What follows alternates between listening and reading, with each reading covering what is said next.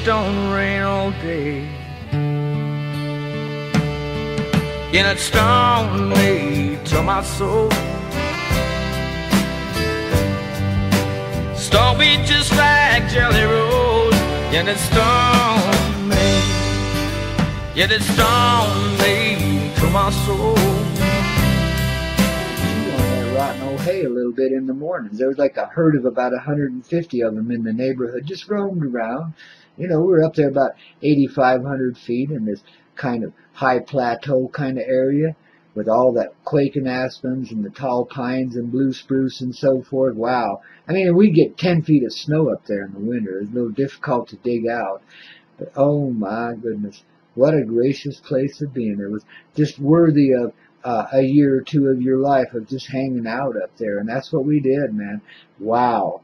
What a great place to go and regenerate, you know. It was in the right neighborhood, too. There's these mountain peaks around you, you know.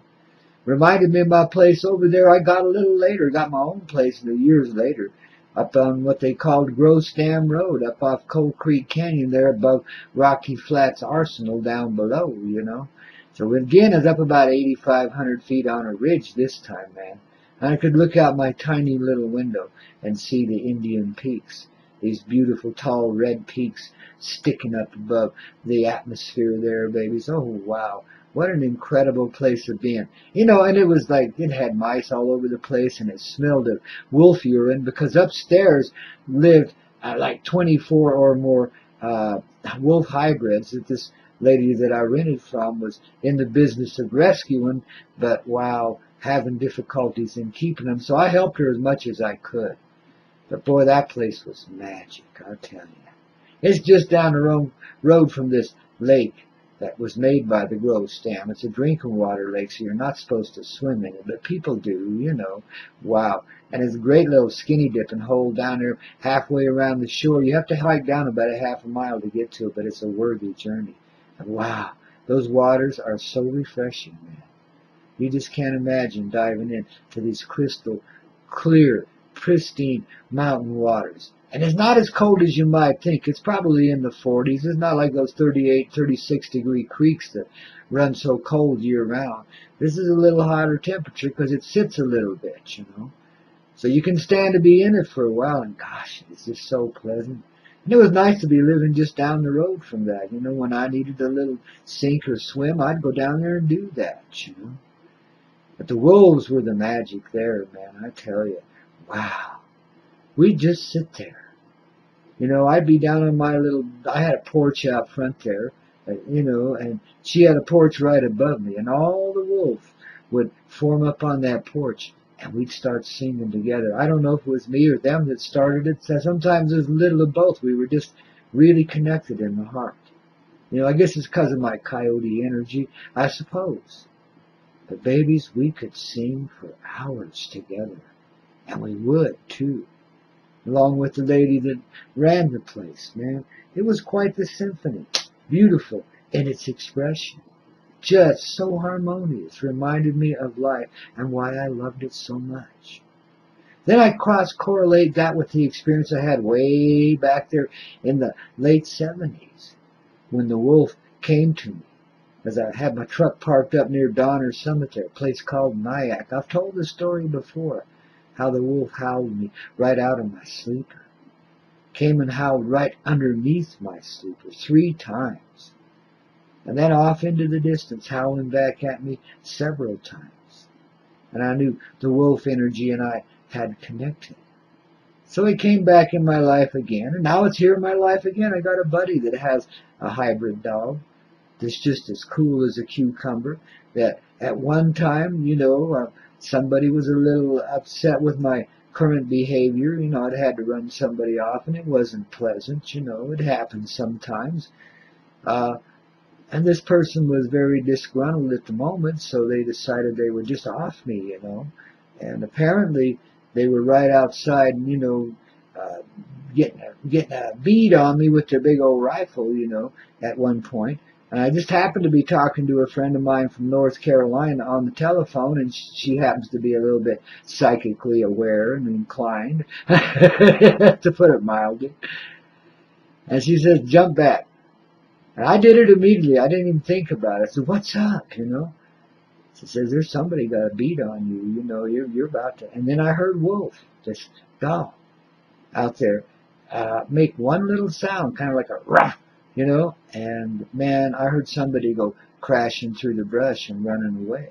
So I reckon old Wolf had showed up out of nowhere. He belongs to somebody else, not my dog, but that person just happened to be in the neighborhood at that time, and that wolf just happened to be there at that time to scare this person away. And after that, of course, they lost that inclination because they were just in a temporary moment of insanity. The speed that they were doing was messing with their mind some, you know what I mean?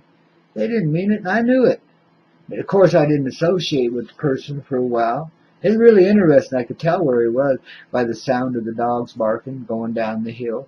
He must have parked his little rig way down there and walked back up about a mile to get to my backyard to be able to pull a bead on me like that. Geez, the things some people will do. But you know, you got to understand human um, behavior, especially when they're influenced by, you know, some of these stronger narcotics can be quite erratic, you know, and thoughts and ideas that most persons would just dismiss away and not employ, all of a sudden in them becomes a preeminent thought. That's where such violence comes from, you know, the more vile tendencies come forward when you're in a weakened state like that. Though others can do the same thing and not become so.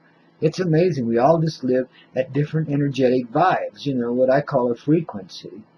So sometimes, you know, what you get in your vibe if you participate in a certain substance may not be the same as what somebody else does. You know, your experience is cross-comparative because we are in it together.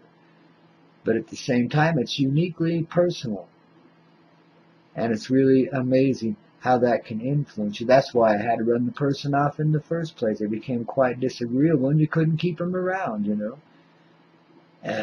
Just completely unreasonable, of course, you know. And I dealt with this before, so I nipped it in the bud, you know. Because I don't let it get to those killing stages. I was amazed that this one developed that way. I didn't think it would, but thank God for my friends, and thank God for Wolf, the energy of love in persona, of a four-legged, beautiful, furry, fun little creature. And you notice how the creatures now are coming forward and reassociating themselves with humanity in ways they haven't done before.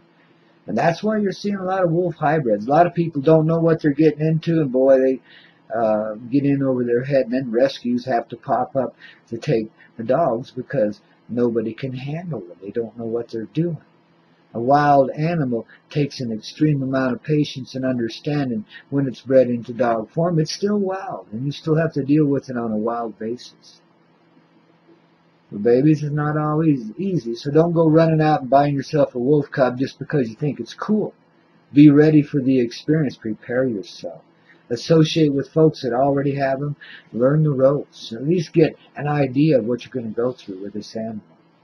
But notice that they are coming closer. The wild animals, the domestic animals, it doesn't seem to matter. It's across the board. All life seems to be getting a little closer, a little more conscious of one another, and making their presence known more often. Perhaps we can bring this settling, perhaps we can bring this peace into this earth by allowing ourselves to re-experience these connections with the animal kingdom, to know the true noble souls that exist amongst us in animal ways, in animal forms. Babies, there's some incredibly integritous beings and souls residing amongst us as horses and wolves, little coyotes too. You know, I can't go without mentioning my brothers and sisters here now, can we? No. And you'll notice when you have a connection, like with a tribe or a certain breed of animal, that animal will appear quite often in your life. I see eagles and hawks in my life all the time, and I see coyotes quite frequently. They come sing to me, come sing with me sometimes. You know, they're always there in the poetic moments too, when things are changing and turning. The coyotes are always there to add their 2 cents worth, their energy, to reveal to me yet another dynamic of how we all work together in this program called life.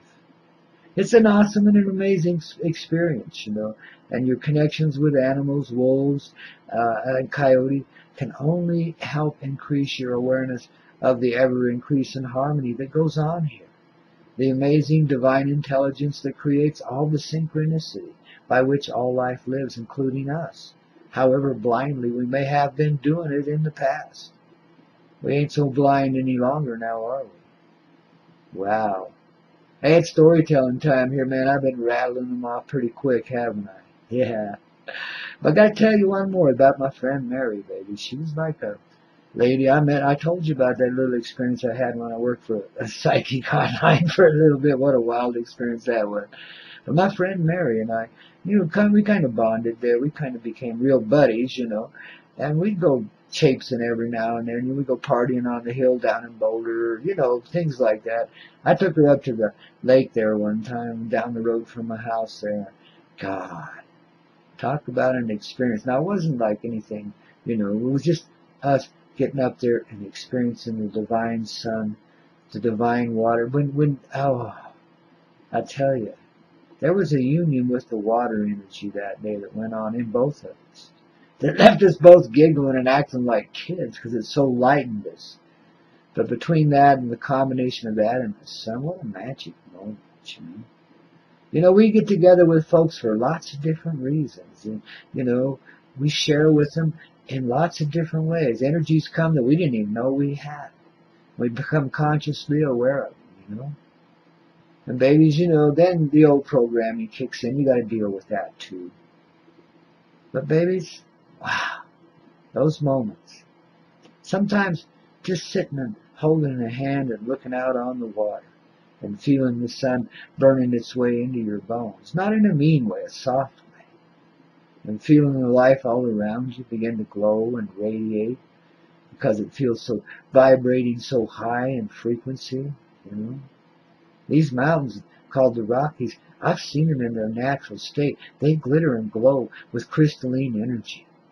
Rainbow light, rainbow love, based in gold, of course, because that's the basis of all life, that gold.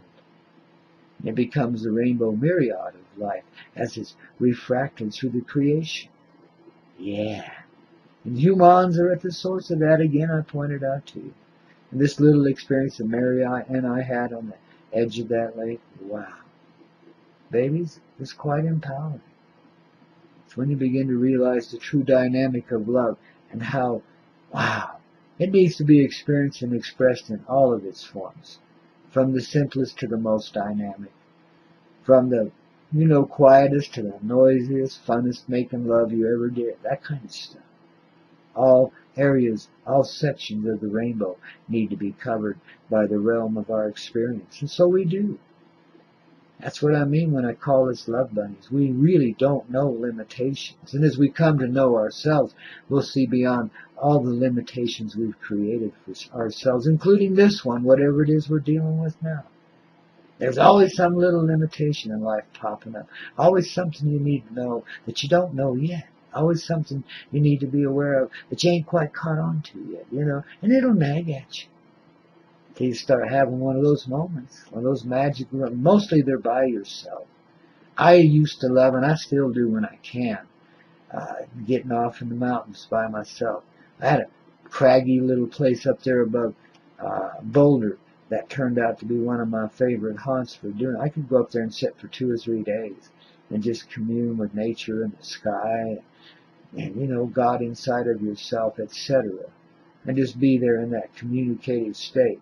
And just let these energies flow. I'm a vessel. I'm a vehicle for energy, for life. And it flows through me into earth and from earth back into sky, etc. It's like, wow. And in moments like those, you're empowering yourself to become who you are. You're giving yourself the connection with the divine that you really need to experience in order to come back into full presence and know yourself and know your heart. That's why I so highly advocate the wilderness and mountainous areas for a moment of time to further facilitate your rehabilitation. As primitive as you can make it, as primitive as you can stand it. Me, I won't do without a really good sleeping bag because I know that's a necessity of life in the wilderness. Outside of that, I really don't have much requirements. I know how to stay alive out there if I have to. And I used to teach others survival skills too, what plants to eat, how to commune with nature and find what you need and just let it come to you rather than go out hunting it, things like that. We used to go through course, quite naturally. It wasn't really a course. I never sold anything. I just did this by nature. People would happen into my life, and I would, know they needed certain things, and I just go and help share it with them and show it to them. I had that little ranch. I wanted to make that into a guest ranch and do that very thing with people, for a small donation.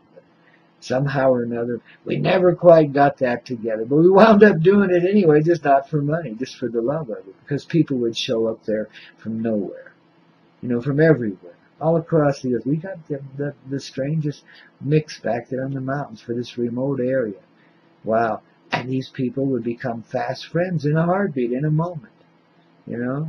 And before you knew it, they'd be sitting down smoking the peace pipe. And boy, it was a unique peace pipe, let me tell you. It looked like some male's piece, indeed.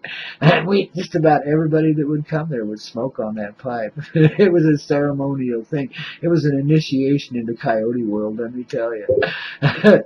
But we'd wind up taking these people down to the creek skinny dipping and up into the mountains on the horses, and showing them, the love, the light, the reality of creation, and how best to fit into when you find yourself stranded in the mountains or whatever, how to stay alive, how to be that life and glow with it, and of course, as you're sharing this with others, you're sharing it with yourself too. It's enlightening on both sides. Not something really you could sell in a market, so probably why I never quite got it together. But babies, it's just always fun to be in the sun, under the sun, out there in paradise. And I could hardly believe that I would ever leave such a place. I thought I would live in that paradise. I'm talking about my old ranch there forever. I didn't think I'd ever have to depart from it. I was so homed into that place, and it was so homed into me. Wow, gracious experience everywhere there. It was just so empowering. But when the time came to leave, I was well worn, but I still tricked myself into it. I had to. No other way I could have left there, So I gave myself an excuse to leave, and I told myself I'd only be gone for a few days. But all of my friends and family out there, my spirit family in human form, they knew.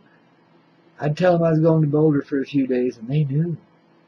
They knew it'd be a while before they'd see me again. Babies, it's amazing that you can, in this life, leave paradise behind you and all the angelic family that goes with it, and go forward with all of those beings and presences in your heart, and further employ their gifts and abilities as well as your own in service, full-time service to humanity, to the human heart, the mother love inside of that human heart that creates all.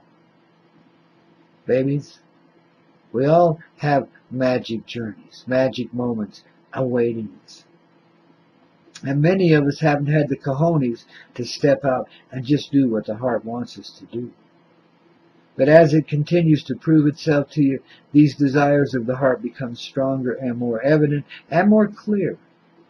And you will make the moves necessary to preserve your soul into the fullness of freedom, of heart, consciousness, conscious awareness. In other words, you'll make the moves necessary to get yourself right in this reality. And get it back together again, baby. That's what we share here on the Coyote Medicine Show, along with a whole lot more, babies. Yeah, it's literally rock and roll all the time, babies. We experience the sublime, even as we just rap about these little moments in life that are so freaking magic, that are so freaking precious. The things that really make life worth living. And notice, there's seldom any money involved. It's connection, it's heart. It's love. It's moments that you can really, really embrace. And no matter where they take you, or how misled you may have felt or so forth. I mean, we all have our stupid-ass victim mentality sometimes. We're not victims of anything, least of all love. Love is the strongest strength we have. Love is everything. It's your heart included as the center of love. And from that well of life, that loving heart inside of you, springs forward the entire creation of the new reality. Because you make the same commitment in yourself that I made in mine as I stepped away from paradise and became a complete and whole and natural servant of the heart, even though I still live with a lot of my humanity. Babies, and I've been able to share copious amounts of healing energy, great love here, life, and make a little splash here and there, and had a great time doing it. I've been well received everywhere I've gone. I thank the people of this earth for always having been so gracious with me. There have been a few times when they weren't, but for the most part, they've always been super gracious with me. And I can't thank you enough. I love you from the very, very core of my being, from the core of my existence. This love springs out and becomes you. It is you. And this is how I can say I love you, no matter who you are or what you're doing. You're one of us, the real people, people of the heart, keepers of the dream, beginners of the grander experience, allowers of the sweet love of life, gateways, in other words, people who open hearts all across this planet, people who live in the greatest, most humble of love, the most righteous of beings ever there were to exist anywhere. Yeah, and you thought yourself to be so human, and you are. Embrace that part of yourself too. It's part of what makes you perfect, man. The weaknesses are your greatest strengths. You come to see this real quickly, and how that works. You don't have to indulge the weakness to experience its strength. It just tells you something. It just points you in a certain direction. Weaknesses weren't exactly meant to be overcome. They were meant to be experienced so you know what you were lacking and able to fulfill that. Look in the right direction, in other words. It always points you in the right direction. It always sights your eyes along the line of what you need to see, but you got to be open enough to see it. Can't be looking at it with droopy eyelids early in the morning before you've had your coffee and expect to find it. Don't worry. Got to be on your toes there. I got to have them eyeballs open. Got to be living in that heart. And it brings back to you the sweetest of life, the greatest of love, and the sweetest loving moments you can imagine in any life you'd ever care to live. Darlings, that's our truth and our reality. That's what we're designing for ourselves in this moment in time. And I don't care what's going on in your life and how difficult it may seem at the moment. Be in this space and you'll see it work out quick. You'll find the means. You'll find the words, the right words to say, the right words to write, whatever. You will make the right moves. Because your heart wants you to be out of that crap. Wants you distracted no more. Wants you back in your heart so that you can come forward and be the love that you are in fullness. That energy is finally welcome here on earth now. Whereas before, you knew it wasn't and you had to hide it away. This time, babies, as you come out to play, put the idea of any sacrifice or any, harm that might come to you away. It ain't going to happen. Not this time. Not this way. We're alive in it because we need to be right now, right here. And we're doing it because that's our journey. We live from the heart. We are loving beings and presences. We're coming to know our power in this love. And we're changing the way everything operates, and we're not taking shit from anyone, and we're not slowing down for nothing. Time keeps speeding up. We do too, baby. We roll with it. The love surfers, the surfers of the great love. You betcha, babies. We rock right along with it and roll with our soul and gather with the heart, babies, and get our strength from the real love inside of ourselves that we come to realize as we continue this awakening process. Wowee! Babies, this is a good life. And this is the Coyote Medicine Show, sharing that good life with you right here on the Hazy Radio Network. Your ticket to flight in the middle of the night. And babies, wow! Wait till you see what happens in the daylight. Check back in here at 4 p.m. this afternoon Eastern Time and see what else the old Coyote's up to. You get 8 hours a day of Coyote Medicine right here on the Hazy Radio Network, the lovin'est network around, babies. Ooh, can you beat it? Wow.